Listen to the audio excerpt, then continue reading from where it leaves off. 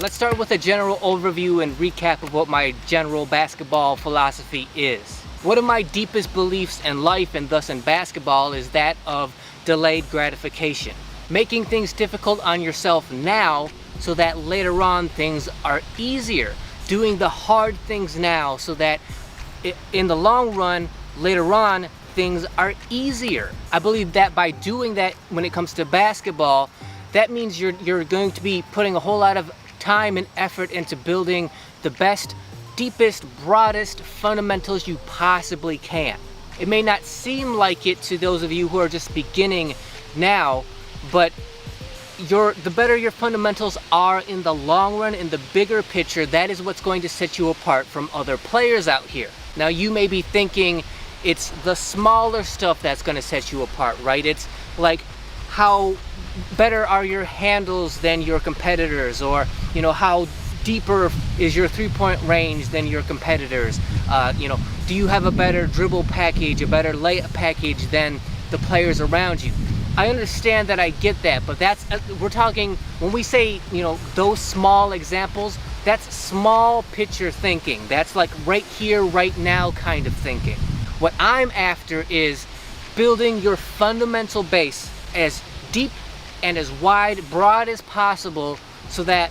when you come across any player of any skill level out here, you're going to be able to figure out how to not only compete with them, but hopefully ultimately defeat them, or in the case of that they're your teammates, you can be the best teammate to them you possibly can be overall in general. We're not talking about certain skill sets when we're talking about building your fundamental base. It's not going to matter how deep from three you can shoot if that's all you can do, if that's all your game hinges on. But by building the deepest, broadest base you can in terms of fundamentals, from that you can learn to do anything better than anybody out here. But you can only do that by making the game as difficult as possible up front, so that later on when you're learning the more difficult, the more advanced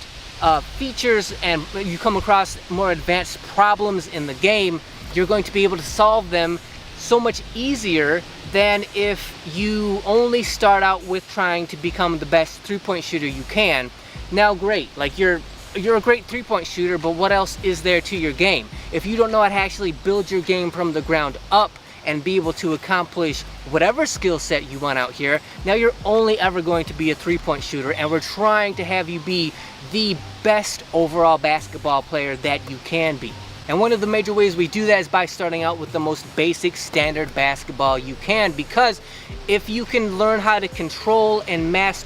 use a basic rubber basketball, when it comes to using more advanced basketballs, it's going to become so much easier for you to use those, because you started off with the most basic basketball, mastered it, and now moving forward is going to be so much easier for you than it's going to be for any other players around you. By learning how to overcome any problem, any obstacle, any roadblock that you may encounter using basic rubber basketballs, it means going forward as you advance, right, as you have to replace those rubber basketballs with basketballs that have slightly better features, every time that you replace a basketball,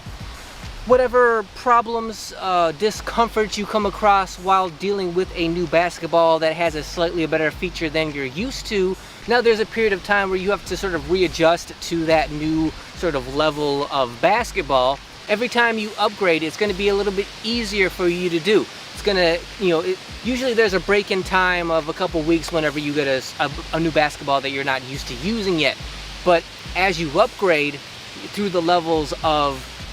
basic basketballs, rubber basketballs, every time you upgrade, that sort of comfort